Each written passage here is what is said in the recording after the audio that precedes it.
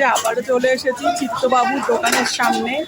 এখানে আমরা batter fry আবারও খাবো, আরও কিছু খাবো। এখানে এই দোকানটা ভীষণই স্পেশাল একটা দোকান, সেই পুরোনো আমলের দোকান কিন্তু এখনও রয়েছে।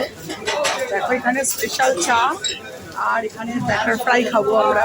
এর আগেও মাঝে মাঝেই চলে আসি আমরা, যখনই এসপ্ল্যানেডে আসি তখনই এখানে চলে আসি খাবার খেতে।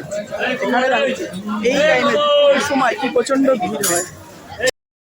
চিত্তবাবুর দোকানে পাওয়া যায় অনেক কিছু, তার মধ্যে আছে bread toast, chop, khichdi, fish finger ইসেট্রা।